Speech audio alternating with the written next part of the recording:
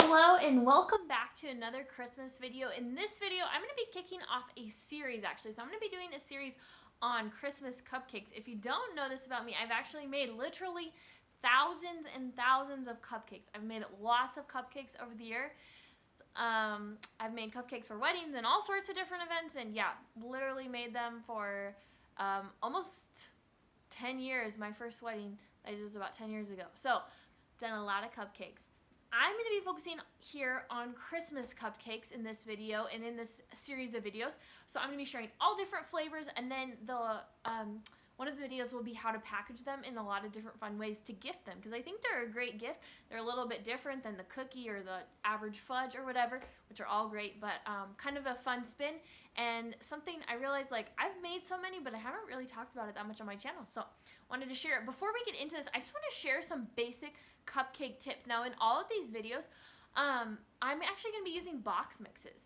I make cupcakes from scratch and sometimes from box mixes. Honestly, I use box mixes a lot.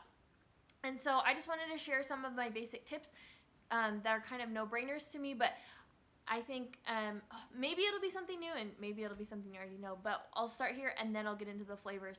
So first of all, just want to talk about my favorite cake mixes are the Betty Crocker ones. My favorite chocolate one is not the Devil's Food. They were out of the one I like. I like the triple chocolate the best. So if you see that one, that in my opinion is the best chocolate cupcake mix.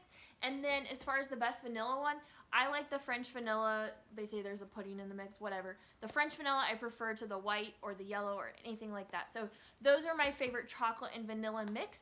And when you're planning to make cupcakes, so let's say you want to make 50 cupcakes. I always assume that a mix will only give me 20 cupcakes, just so that I always have plenty of mixes. I hate going back to the store. So whenever I do my planning, I plan that each mix will make 20, and then I usually end up having, sometimes I have a few extra, but sometimes you get them plenty full, and then it all works out. So that's kind of the way I do my math there. The other thing, when I'm baking them, I always use the correct color of liners. So when I'm making chocolate cupcakes, this is a really good hack. When I'm making chocolate cupcakes, I always use black liners so that it looks nice and dark, and so when people look at it, they can see it. So when this bakes up, it doesn't look quite black. You guys know cupcake liners like fade in the oven, so it's like perfect. It looks like a chocolate cupcake. And then when I'm making my vanilla ones, I either use a white one, or they have like that craft colored, like that light brown color, and that's another great one to bake vanilla in. So I think that's one way to kind of notch up your cupcake game. Honestly, I don't buy any of the pattern ones because most of the time they fade. So I just do that chocolate and vanilla trick. And then this is like seriously so helpful. Scoop for scooping up the cupcake. So you guys, I just make the package or make the cupcakes according to package direction when I'm using mixes. And I chose mixes for this series so that we can focus more on the fun flavor additions without going over the cupcake recipes for the cake itself. So anyway, when I'm filling up my cupcake liners, I'm always using a scoop. It gets them nice and even, and it makes as little mess as possible on my pans. So you're not dripping batter everywhere. And that's kind of my cupcake making process. So now let's actually get into those hot cocoa cupcakes. In this video, I'm going to share with you two variations of my hot cocoa cupcakes. So this cupcake right here is a marshmallow hot cocoa cupcake. It's filled with marshmallow cream and then topped with a chocolate whipped frosting and then garnished with a few marshmallows as a nod to what is inside there. And then this cupcake right here is my peppermint hot cocoa cupcake, and it's filled with a peppermint ganache topped with a vanilla whipped cream and then more of that peppermint ganache and then crushed candy cane. So here's how I made these cupcakes. And as I'm editing, I'm realizing the first clip of this is actually like gone or corrupted, I don't know.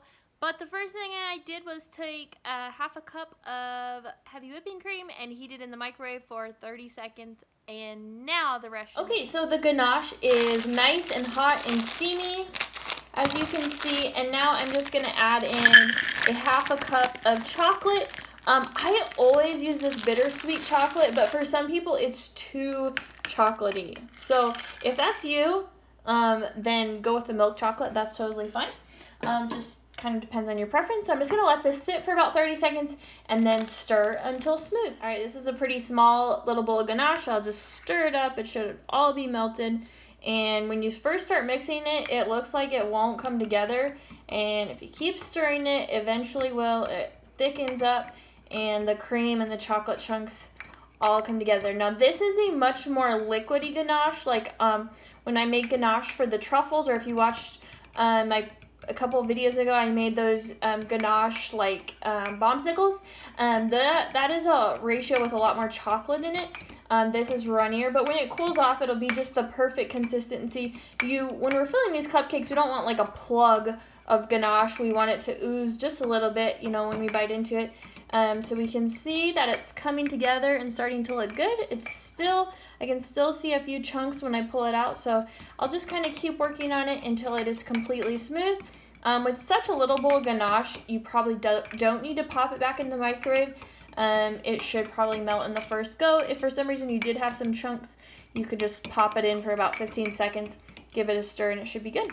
So this looks good to me. And this ganache will go inside the peppermint hot cocoa cupcakes and on top. So I'm going to add just a little bit of peppermint extract. You don't want to add too much because it'll start to taste like toothpaste. But for this little bowl, about 1/4 teaspoon should be enough. Unless you really like your peppermint, then you can pump it up. And I'll let this cool off so that it's ready to use. So for this recipe, the marshmallow hot cocoa cupcakes will have a chocolate whipped frosting, and the peppermint ones will have a vanilla.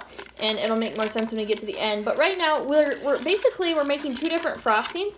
But what I'm doing, the way I've created this recipe, is we'll start with the same base, and then I'll break it into two recipes later on. So you don't have to do twice as much work, kind of work together for a while and then bring part of it out. So this is an 8-ounce block of cream cheese. I'm going to beat that up until it's nice and soft.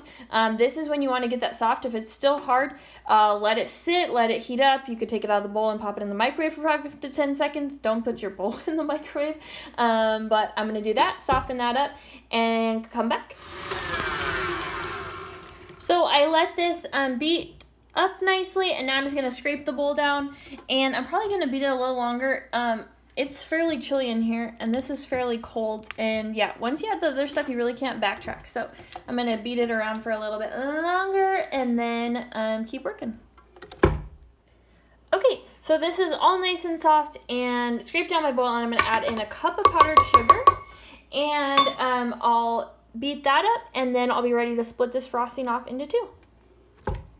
Okay, so the cream cheese and the sugar are nice and smooth, so what I'm just going to do is I'm going to go down my bowl, make a line, and then I'm going to scoop out half of this, and that will be for my chocolate. I'm going to start by mixing my vanilla so that I don't have to clean the bowl at all. I mean, I don't have to clean the bowl twice. I guess I'll say it like that. So I'll make the vanilla and then take that out and then make the chocolate, and then we'll be ready to put these cupcakes together.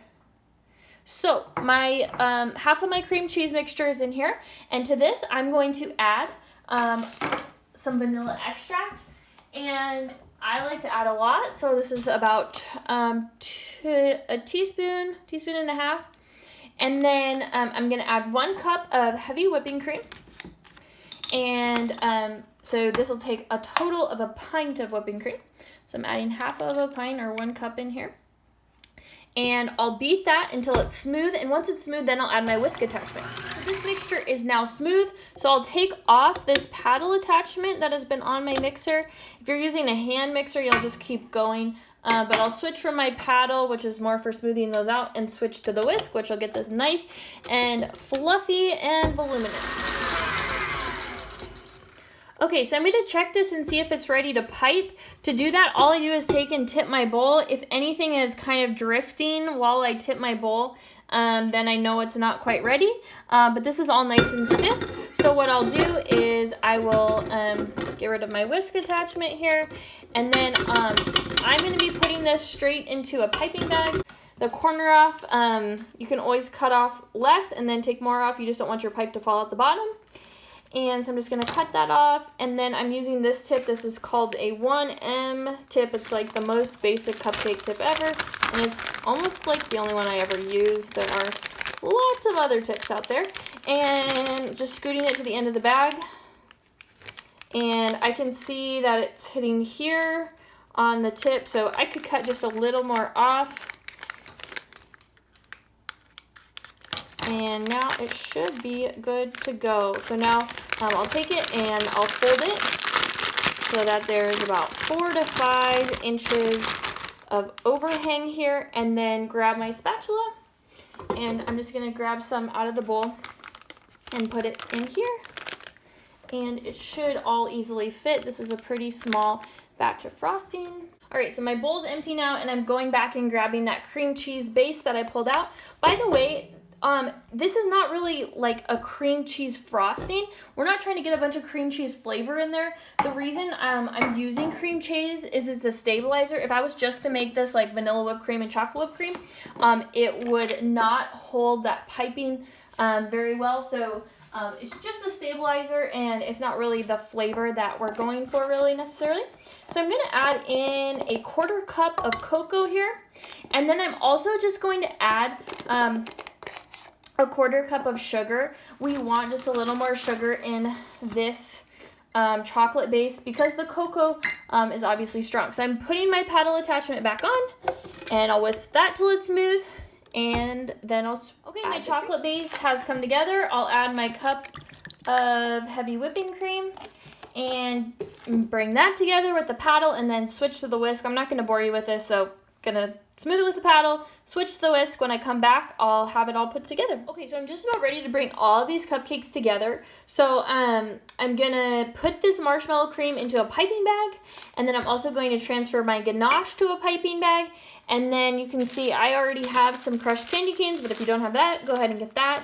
And then we'll be ready to put all these cupcakes together. All right, I have all my supplies gathered up, and I'm ready to put these together. So the first type of cupcake I'm gonna make, so you can see I have my chocolate cupcake again from a box mix. The first type of cupcake I'm going to make is the marshmallow one. So I'm going to start with my cupcake core. I got this from Hobby Lobby. You can get them a lot of places. You can also use a paring knife to do this. This is a lot easier, obviously, if you have the tool to do it. So I'm just going to push down and pull the core out here. Sometimes it won't come out, and I'll just reach in there and get that. So I have a hole in there. And then from there, I'm going for my marshmallow one. I'm going to be filling it with marshmallow cream. This stuff is super thick, so you kind of need a big hole at the end of your bag. And I will pipe that marshmallow cream in there. And then for this variation, I'm going to be using that chocolate whipped frosting that we made. And what I'm going to do is I'm just going to start on the outside, and I'm going to work in and then build up, and looking super good already. And then I'm going to bring in just a few marshmallows on top. And I just always love like pointing out what the flavor is going to be when they bite in, so they know this is a marshmallow one. So there is my marshmallow hot cocoa variation. And now let's do the peppermint hot cocoa. Okay, so for my peppermint hot cocoa cupcake, I'm gonna come in here and I'm gonna core this cupcake. Got my hole in there. And then I'm gonna bring in that peppermint ganache and pipe that in the middle. And then once I have that in there, I'm gonna bring in my whipped vanilla frosting. And for this one, I'm gonna start on the outside, work my way in and build up. And then from there, I'm gonna drizzle it with a little bit more of that peppermint ganache. Again, nod to what is in the cupcake. And that's that. And then lastly, I'll just finish up with some of those candy cane bits. Again, I love like tying the little, it's not just decoration, but it tells you what the flavor is, and it adds to the flavor. Hey, I hope you enjoyed that video. If you did, give it a thumbs up. If you want to see more Christmas cupcake recipes coming very shortly, hit subscribe, and also be ready to learn how to package them beautifully in a few videos. So we'll see you then. Bye.